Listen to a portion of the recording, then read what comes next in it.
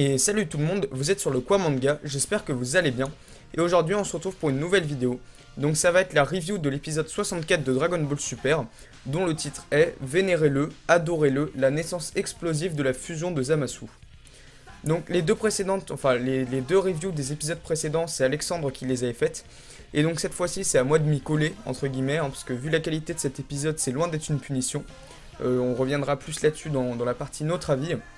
Et avant d'attaquer le résumé de cet épisode, je vais d'abord vous faire un bref récapitulatif de ce qui s'était passé dans l'épisode précédent pour que vous puissiez avoir les idées bien claires.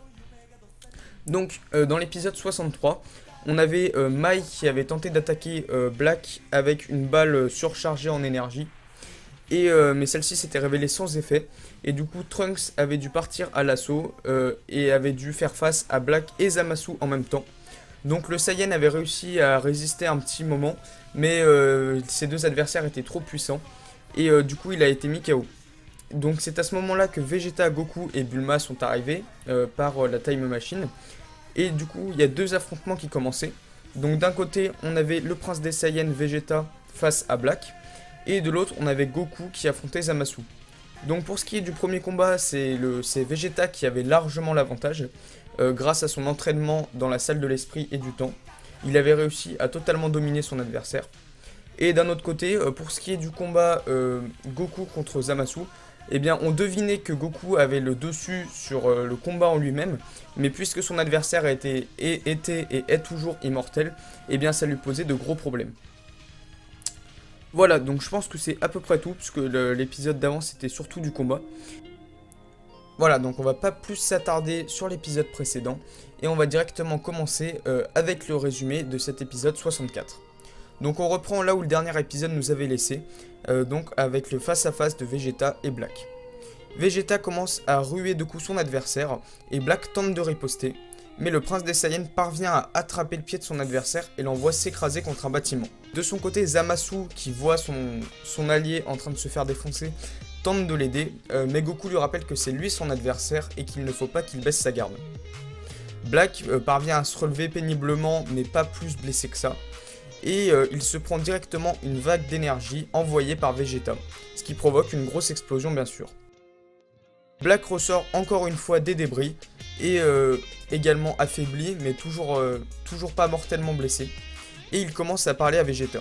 Donc il évoque le power-up que celui-ci a subi, et il suppose que Vegeta a augmenté si rapidement grâce à la colère.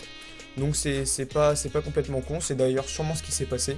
Vegeta devait sûrement être très en colère d'une part car son fils a été humilié, et d'autre part parce que lui ne pouvait rien faire pour l'aider. Black explique alors à Vegeta que si la colère a pu rendre le Saiyan aussi puissant et surtout en aussi peu de temps, lui-même, le grand Black, allait se résigner à utiliser cette méthode pour se défaire de tous les adversaires qui pourraient se mettre en travers de son chemin. D'ailleurs, il explique qu'en ce moment-là, Vegeta n'est pas le plus énervé, que c'est lui-même qui a le plus de haine en lui, puisqu'il se sent impuissant face à un simple, entre guillemets, être mortel. Simple entre de gros guillemets, parce que niveau puissance, Vegeta, c'est assez loin d'un humain de base, si vous voulez, comme par exemple Mister Satan. Mais blague à part, pour Black, le principe est le même, en fait, du moment que son adversaire n'est pas un dieu, il ne mérite pas de respect ou quoi que ce soit. Cette nouvelle colère donne accès à une amélioration d'une technique qu'il avait déjà à Black. Donc il arrive à modéliser son énergie et à lui donner une sorte de faux. Donc en fait, avant, il pouvait juste la concentrer à certains points de son corps. Donc par exemple, il pouvait mettre une grosse dose d'énergie dans sa main pour lui donner un effet coupant. Mais là, il arrive carrément à changer la forme de cette énergie, et il parvient à lui donner la forme d'une faux. Juste après, Black envoie une attaque avec sa faux sur le prince des Saiyans, mais celui-ci l'esquive aisément. Sauf que le problème, c'était que le but n'était pas vraiment de toucher Vegeta, mais surtout de créer une espèce de faille spatio-temporelle. Donc je l'appelle comme ça, mais c'est sûrement pas ça, parce qu'en fait, même Black n'arrive pas vraiment à définir la nature de cette faille. Il évoque la possibilité que c'est une porte vers un autre univers, une autre timeline, ou même quelque chose encore éloigné. Et il explique qu'en fait c'est un pouvoir qui a atteint des niveaux encore jusque-là inexplorés, et que même lui ne sait pas vraiment ce dont il est capable là maintenant. Zamasu de son côté explique à Goku que c'est le fait de combattre des adversaires si puissants qui les ont rendus plus forts, Donc j'ai trouvé ce passage là plutôt cool, puisqu'en fait ça fait un parallèle entre les dieux Black et Zamasu et les Saiyans, puisqu'en fait c'est un peu le même principe. Les Saiyans, à chaque fois qu'ils frôlent la mort, ils progressent de manière fulgurante. Et ben là c'est un peu pareil, c'est le combat contre des adversaires puissants qui rendent Zamasu et Black beaucoup plus forts. Sauf qu'à ce moment-là, eh bien, Zamasu relâche sa garde et Goku en profite pour lui donner un gros coup de poing dans sa gueule. Mais sans surprise, Zamasu se relève sans vraiment de difficulté et dit alors que eh bien, tout plan est inutile face à lui et son immortalité. Goku à ce moment-là insinue alors qu'il aurait déjà un plan en tête, donc il fait sûrement référence au Mafuba. Mais d'un autre côté, je me dis qu'à ce moment-là, le Mafuba, pour lui à ce moment-là, le Mafuba est détruit puisque la machine a été brûlée. Donc soit il a confiance en ses compagnons, il se dit qu'ils trouveront un moyen pour le réparer, ce qui est fort probable, soit il a encore un autre plan en tête, mais ça me paraîtrait un peu bizarre. Donc je partirai plutôt sur la première hypothèse. Donc ensuite on a les deux combats titanesques qui reprennent, et j'ai trouvé ça aussi plutôt sympa, puisqu'en fait on a l'impression avec la mise en scène que Vegeta et Goku ne font qu'un seul guerrier, et pareil pour Zamasu et Black. Cet affrontement provoque forcément de grosses secousses et de grosses ondes de choc. Une d'entre elles fait totalement valser Mai. Elle se retrouve dans les airs et elle arrive à s'accrocher à une espèce de corde qui était accrochée elle-même à un bâtiment. Donc Trunks se dépêche de sortir du hangar pour aller aider son ami et lui explique à ce moment-là qu'il a terminé de réparer le pot du Mafuba. Le Saiyan demande alors à Mai de lui décrire le combat qui est en train de se dérouler, puisqu'en fait la jeune fille a des espèces de jumelles, ce qui lui permet de voir ce qui se passe même en étant loin de la scène. Sauf que c'est là où ça commence à se corser un peu, puisqu'en fait quand elle regarde dans ses lunettes, elle aperçoit Zamasu qui est en train de se diriger vers eux à toute vitesse. Donc les deux compagnons se réfugient dans le hangar où ils retrouvent Bulma, et celle-ci explique que la Time Machine n'est pas encore réparée, et que par conséquent ils ne vont pas pouvoir s'échapper tout de suite. Trunks confie alors l'espèce de jarre pour le Mafuba à Mai, et il propose de gagner du temps pour laisser du temps à Bulma pour finir de réparer la Time Machine. Mais Bulma évoque alors la possibilité à Trunks de réaliser un Mafuba pour sceller le dieu. Ensuite on a un retour sur Vegeta et Goku. Donc les deux guerriers sont face à plusieurs clones entre guillemets de Black. Donc si je dis pas de conneries, au début il y en a 7 ou 8. Et ces clones, semble-t-il, proviennent de la faille qu'avait créée Black avec sa faux peu de temps avant. Les clones attaquent les deux Saiyans, mais Goku et Vegeta les pulvérisent d'un coup de poing. Sauf que le problème, c'est que ces clones se recomposent, un peu à la manière de Boo, et ils assènent un violent coup à nos deux héros. De plus en plus de clones s'échappent de la faille, et cela empêche Vegeta et Goku de poursuivre Zamasu. Ils envoient alors des rafales de Kikoa sur leurs ennemis, mais malheureusement ça reste inutile, puisqu'il y a encore d'autres clones qui sortent de la faille, et les deux Saiyans se retrouvent encerclés et impuissants. Black révèle alors qu'en fait il souhaite voir les deux guerriers exploser de colère après avoir vu Trunks, Bulma et Mai se faire tuer, et qu'en fait en gros il veut voir leur vrai potentiel, ce dont ils sont capables. Vegeta propose alors à Goku d'utiliser le déplacement instantané pour rejoindre leurs amis, mais Goku explique qu'en fait l'énergie qui les entoure l'empêche de réaliser cette technique. Trunks de son côté s'entraîne au Mafuba, donc en faisant des poses totalement ridicules, et si je dis pas de bêtises c'est les poses du commando Ginyu. Enfin il y en a au moins certaines qui viennent de là. Bulma ne se souvient plus de quelle pose il faut faire pour réaliser le Mafuba, et en fait elle se souvient qu'elle avait pris une vidéo sur son téléphone de Piccolo en train de réaliser cette technique. Du coup elle sort son portable, elle montre la vidéo à Mai et à Trunks, et elle décide de partir pour gagner du temps afin que son fils puisse complètement maîtriser la technique. Donc bien sûr Trunks essaye de la retenir, mais Bulma lui dit en gros fais-moi confiance, je vais me débrouiller. Forcément Bulma ne peut pas rivaliser sur le plan de la force avec Zamasu, donc en fait elle essaye de séduire le dieu, mais bien sûr c'est totalement inefficace. Zamasu lui lance un regard noir et meurtrier, et Bulma est saisie par le col. C'est à ce moment là que Trunks et Mai débarquent, et en fait cette scène rappelle à Trunks la mort de la Bulma du futur, et donc il a une explosion de colère et se transforme à nouveau comme il l'avait fait dans l'épisode précédent. C'est à ce moment là qu'il décide d'utiliser le Mafuba. C'est là où Zamasu se dit qu'il commence à être un peu dans la merde, puisqu'en fait il ne connaissait pas du tout l'existence de cette technique, Et en fait, c'est là où j'ai trouvé, c'est là où c'est intéressant également, c'est que c'est à ce moment-là que Zamasu prend conscience que les humains ne sont pas des petits êtres fébriles qu'on peut manipuler à sa guise. Parce que jusque-là, en fait, on avait un peu un combat idéologique entre les dieux et les mortels. Donc d'un côté, on avait les dieux qui pensaient que, eh bien, si on n'est pas immortel, notre parole ne vaut rien et qu'on n'est que des êtres insignifiants. Et d'un autre côté, on a les mortels qui souhaitaient eh bien, montrer à ces dieux que, au contraire, ils peuvent très bien effectuer de grandes choses. Et c'est à ce moment-là que le jugement de Zamasu va totalement changer. Sauf que, eh bien, à ce moment-là, eh bien, Zamasu, il est vraiment, enfin, il pense vraiment qu'il est perdu. Donc, il est scellé dans la jarre. Et Bulma se relève et félicite ses deux compagnons. Sauf que c'est là où c'est le deuxième gros troll. Donc déjà la dernière fois, on avait le fait que le pot du Mafuba était cassé. Bon, ça m'avait fait marrer, mais je vous avoue que sur le coup, ça m'avait un peu énervé limite. Parce que c'était tellement con que on s'y attendait pas.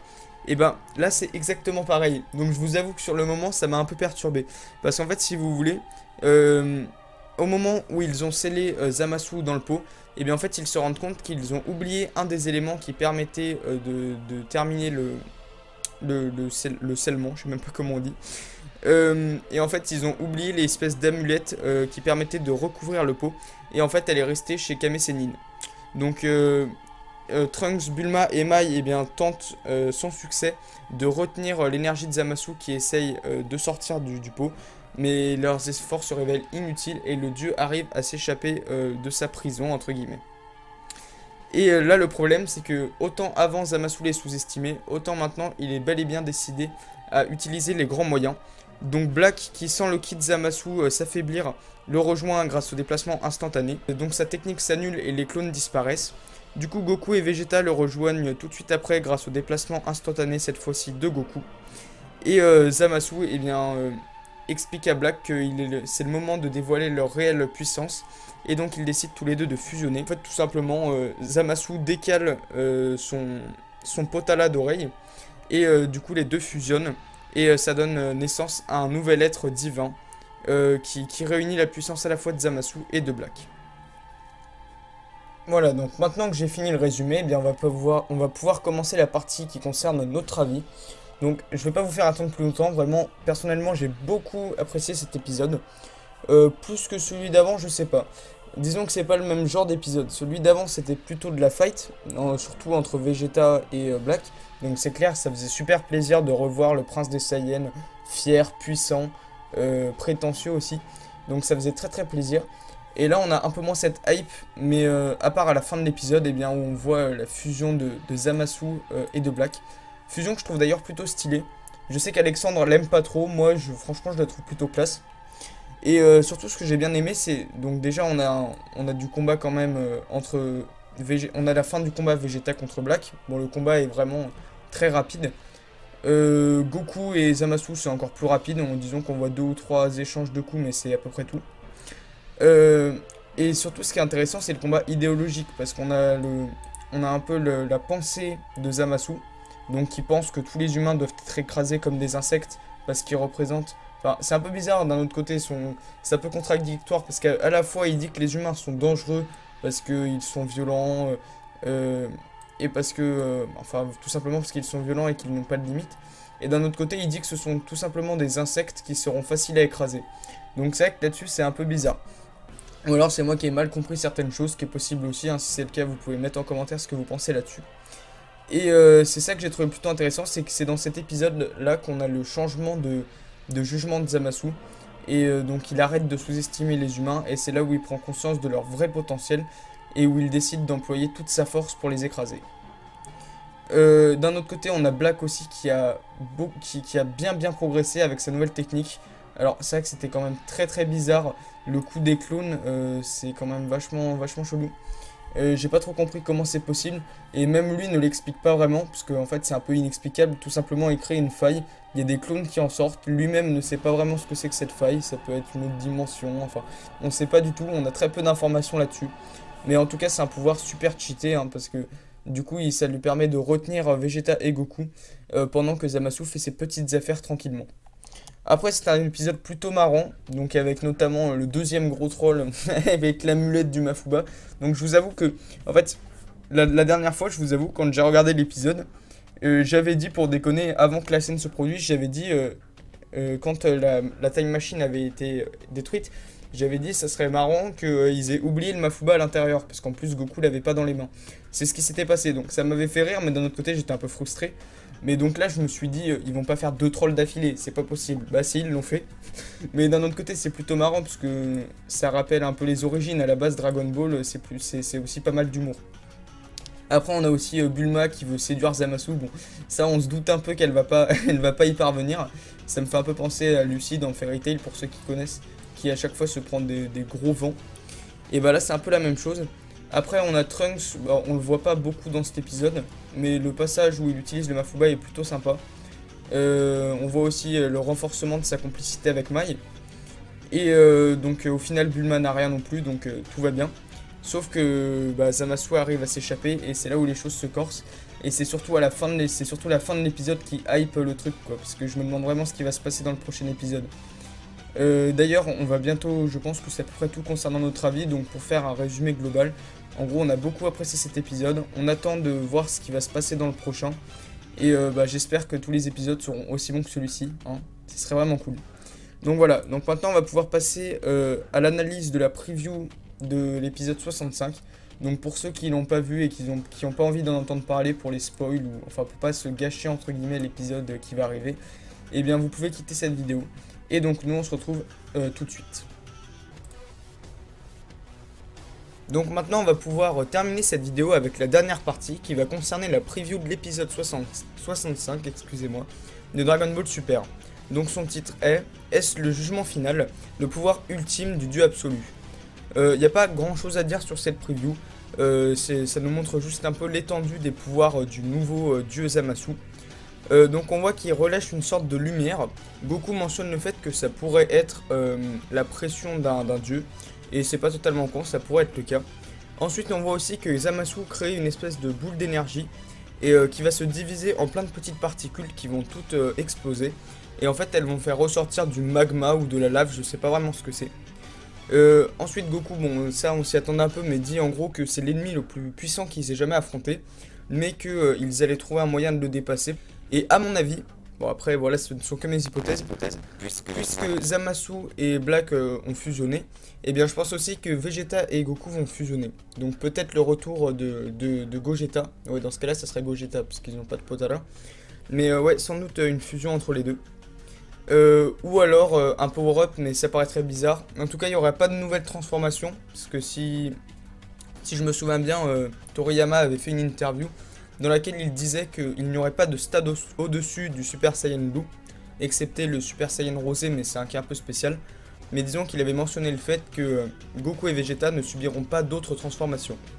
Donc moi je pencherais plutôt soit sur un gros power-up de Goku et Vegeta, voire de Trunks, mais ça paraîtrait un peu trop simple. Soit une fusion entre les deux Saiyans, et ça vraiment je kifferais bien. En tout cas ce qui est sûr c'est qu'on approche de la fin de cet arc, et franchement jusque là il n'y a pas grand chose à dire, c'était un très très bon arc. C'était le premier qui était scénarisé par Akira Toriyama, et franchement ça se voit. Zamasu pour moi est un très bon méchant, pareil pour Black, et franchement j'ai hâte de savoir comment ça va se terminer. Moi comme je vous l'ai dit à l'instant, je pense que ce sera une fusion, j'aimerais bien, bon après ça fera un peu fanservice c'est vrai, mais d'un autre côté, avouez-le, c'est ce qu'on aimerait tous voir. Et donc du coup, j'espère que cette vidéo vous aura plu. Vous pouvez nous mettre en commentaire ce que vous avez pensé de cet épisode, ce que vous pensez qui va arriver dans le futur de la série. Vous pouvez liker cette vidéo, la partager, vous abonner si c'est pas déjà fait. Et du coup je vous dis à la prochaine pour une nouvelle vidéo. Bye.